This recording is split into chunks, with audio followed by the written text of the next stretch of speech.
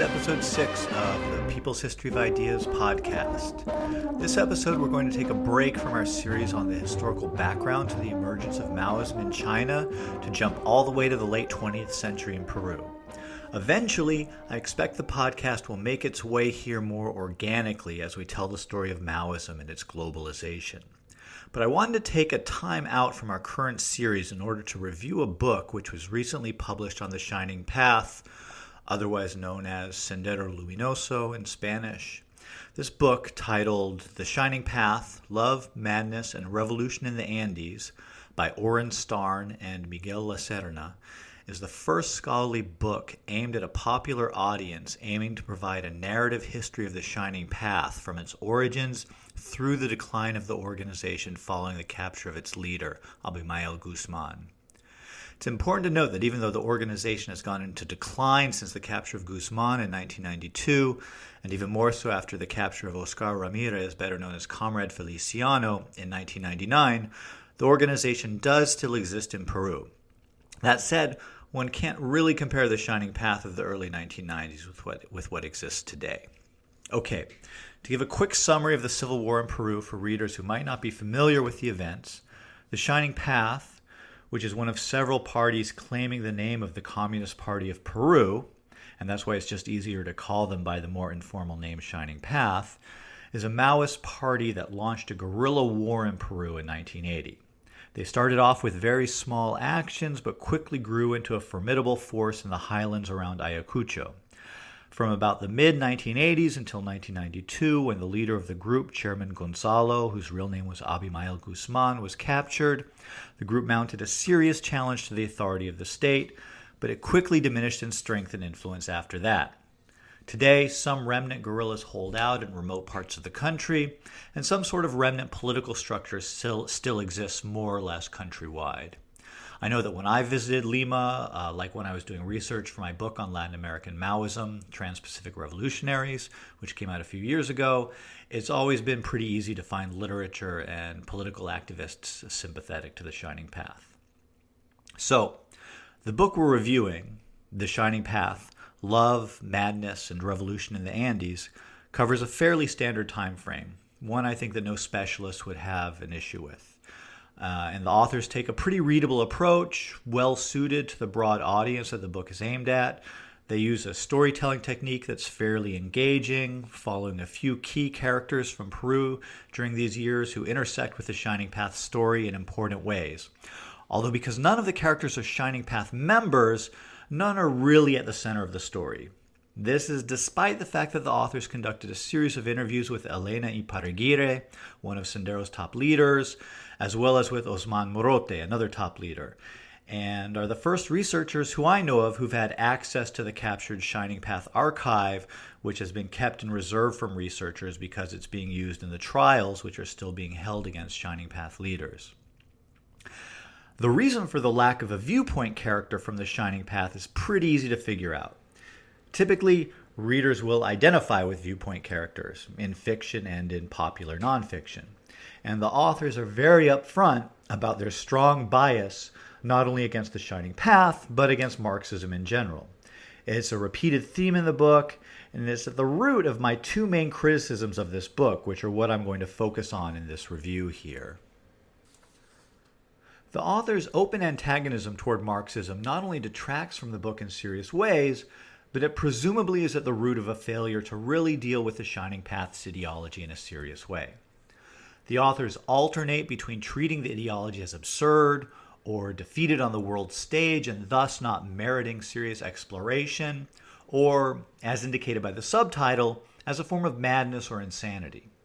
Of course, the authors are welcome to their opinions about Marxism, but as historians writing about a political movement which is universally recognized as being highly ideological, including by themselves, the authors have some responsibility for trying to understand and explain the ideology which the Shining Path subscribed to.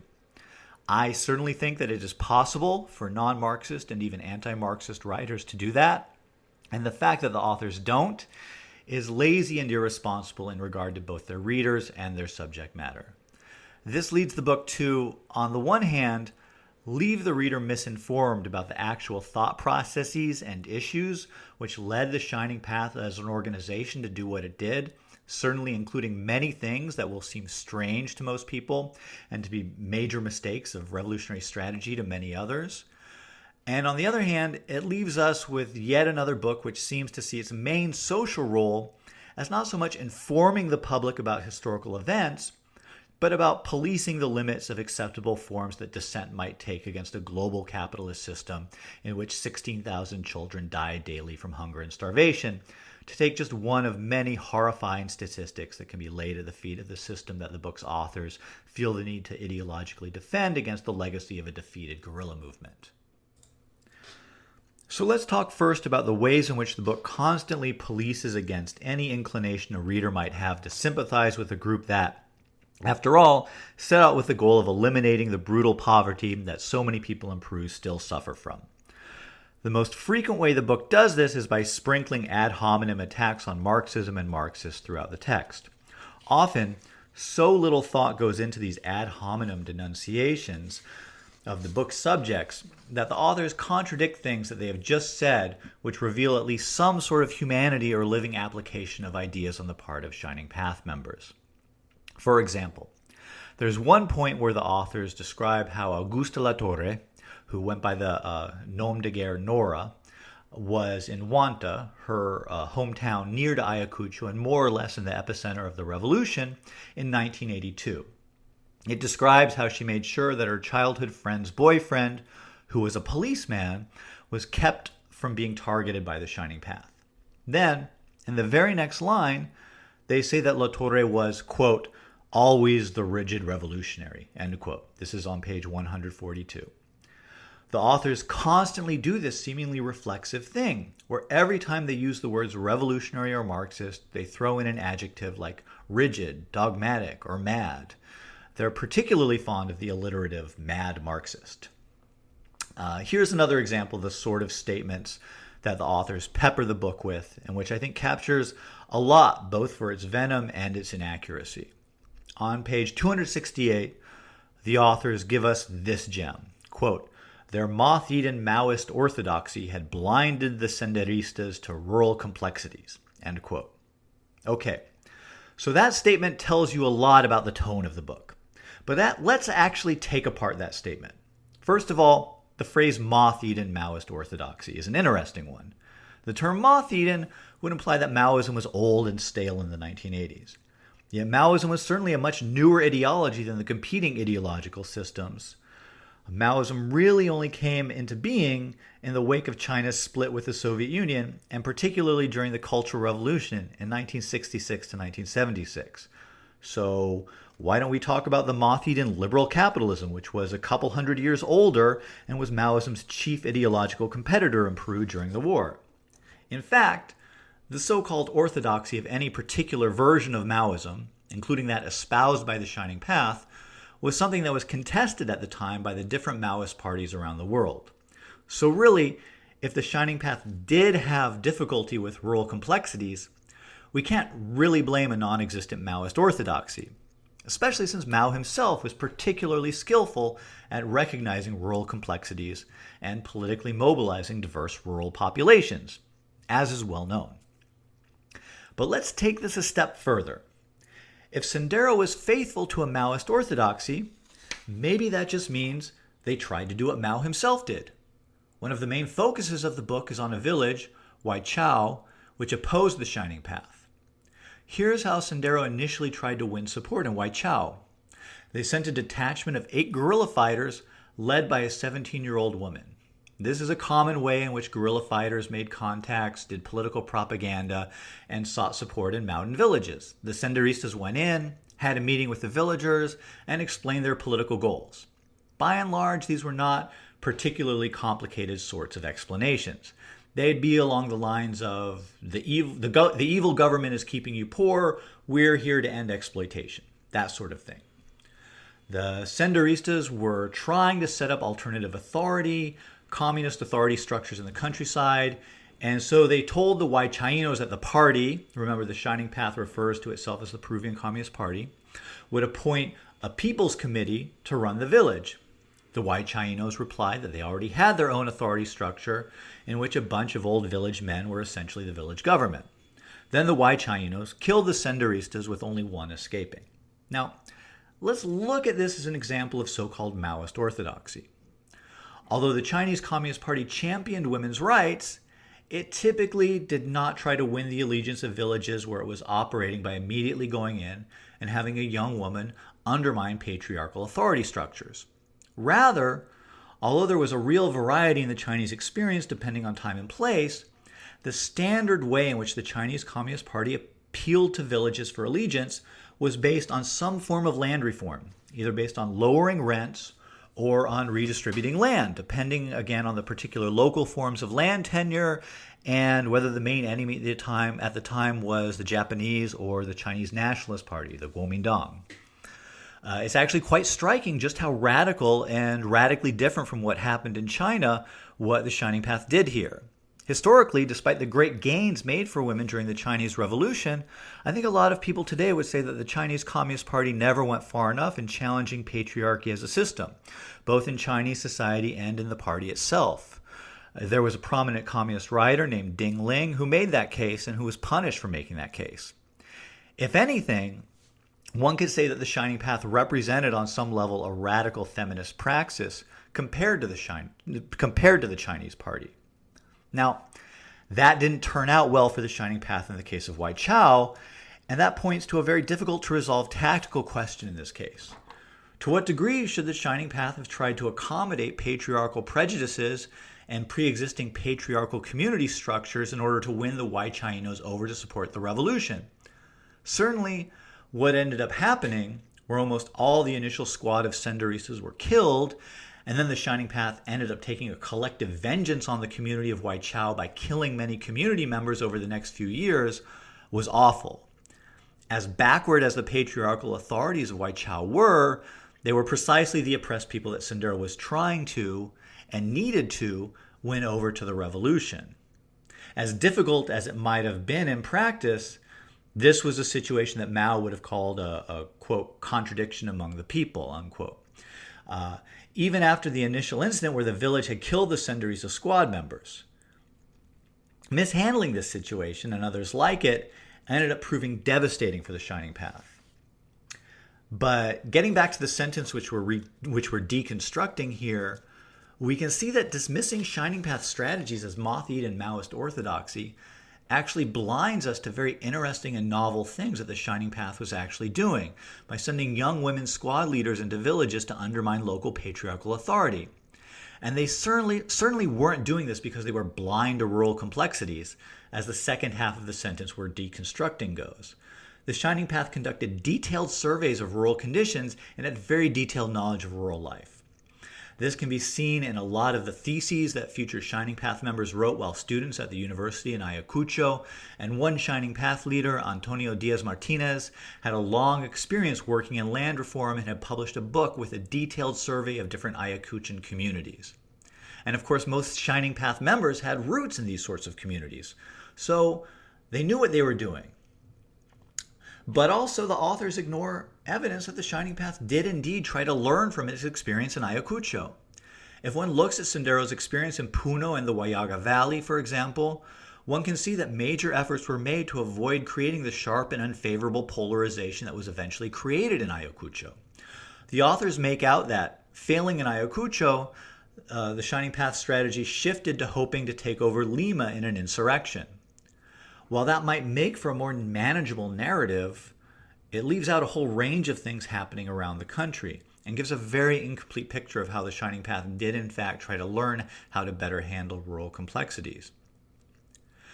But the real function of statements like the one we just deconstructed and the many similar dismissive statements is not just a lazy way of avoiding description and analysis of the complex phenomena inherent to the revolutionary process. Its main function, intentional or not, is to constantly police the reader's feelings about the Shining Path and communist ideology more generally. This style of writing used to be quite common among historians of the Soviet Union and China, but was discarded almost entirely many years ago by most scholars in these fields, although works aimed at a broader reading public still often employ this sort of language. Apart from the tiresome nature of this sort of vitriolic language, the main reason it was discarded is precisely because it short-circuits attempts to actually understand historical phenomena. For example, if you're constantly denouncing something as insane or dogmatic, it's very hard to actually come to grips with why large numbers of people were attracted to an ideology or participated in a movement. And this is a weakness that we see repeatedly in this book. At no point in this book is there any attempt to come to terms with how and why so many people found Maoism, and more particularly the form of Maoism espoused by Abimael Guzman and his followers, so convincing. While the Shining Path definitely remained a small minority of Peruvian society for its entire existence, and because of its discipline was able to exercise an influence on events far out of proportion to its actual numbers, it did attract a remarkably large number of people from a range of social backgrounds, from poor indigenous peasants to even members of Peru's rarefied elite into its ranks. The rhetorical strategy of denouncement precludes a serious investigation into what attracted these people to Shining Path's ranks. This is something that was noted by the review of the book that appeared in July's issue of Harper's Magazine as well. It also precludes any serious treatment of the Shining Path's ideology, leading to a lot of striking and basic errors throughout the book. As everyone who has ever studied the Shining Path has noted, including the authors, it was a highly ideologically motivated movement. One would think that would force the authors of books on the Shining Path to study the group's ideology in order to, at the very least, be able to accurately discuss the group's beliefs. Yet that's not the case. The book is riddled with many annoying errors, such as inconsistently labeling the group's ideology, which changed from Marxism-Leninism Mao Zedong thought at the beginning of the war to later become Marxism-Leninism Maoism Gonzalo thought, sometimes using accurate terminology and sometimes using bizarre variations on it.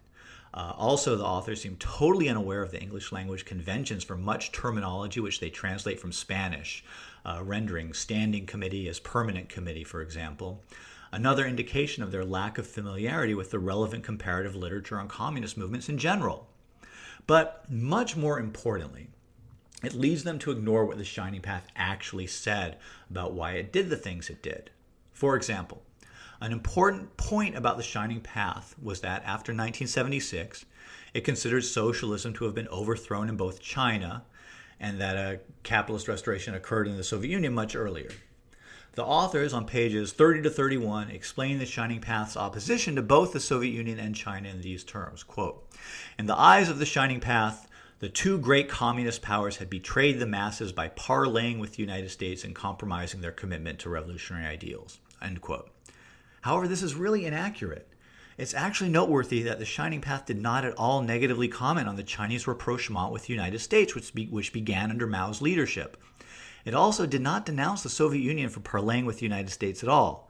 Rather, and this was a central idea of the Shining Path's conception of the socialist society that it hoped to create in Peru, the Shining Path subscribed to a particular theory about how capitalism is restored in socialist societies based on the conditions under socialism, giving rise to a new bourgeoisie within the Communist Party itself. This was an idea advanced by Mao during the Cultural Revolution and further articulated by followers of Mao like Zhang Chunqiao, who was arrested soon after Mao's death in 1976. This idea of a new bourgeoisie arising within the party itself is part of what created the internal party culture of the Shining Path, which emphasized ideological purity and revolutionary commitment. The authors are repeatedly baffled at what they consider the madness of the criticism and self-criticism sessions held during party meetings. Their explanations of this internal party culture stop at the level of befuddlement. Yet how much richer would the book have been if the authors had actually explored the particular ideas that the Shining Path had and how those ideas informed the actual practices of the party. One of the reasons I find the Shining Path so interesting is precisely because so much of what they did arose out of ideological positions which they took in direct reference to global events of the past 150 years of the history of the international communist movement. They were organically linked to a tradition rooted in global efforts at revolution predating the Russian Revolution, and that included the experience of building socialism in the Soviet Union and China. Based on this global history, They determined a strategy for revolution in Peru predicated on what they thought the laws of history entailed for their situation, including a peasant-based revolution in the countryside, sustained efforts at destabilizing the capital, Lima, and preparations for an eventual invasion by the United States, which they calculated would unite the country behind them, echoing Mao's ironic thanking of the Japanese for invading China. That the Shining Path got a lot of things wrong, was defeated at some key junctures, and committed some terrible atrocities is something that can be analyzed and understood in that context. One of the recurring problems of efforts at human liberation over the past 100 years or so is that the actual conditions of fighting for liberation often lead to events that appear to be the opposite of liberating. This is particularly clear in the case of the Shining Path's war of attrition with those peasant communities which opposed them during the 1980s and 1990s. And the echoes of larger tragedies in the Soviet Union and China are clear there as well. But those tragedies are the result of the actual material difficulties that arise in the process of putting ideas into action. If those tragedies aren't to be repeated in the future, or rather if they're to be minimized in the future, then we need to understand what actually happened. Books that cover that history just to denounce, but not to analyze and explain, are not particularly useful, except as props for a more brutal system than anything seen in the Soviet Union or Maoist China, which has brought us slavery, war, nuclear and chemical warfare, grinding structural violence, and climate catastrophe. All right, in our next episode, we'll be going back to late 19th century China. See you there.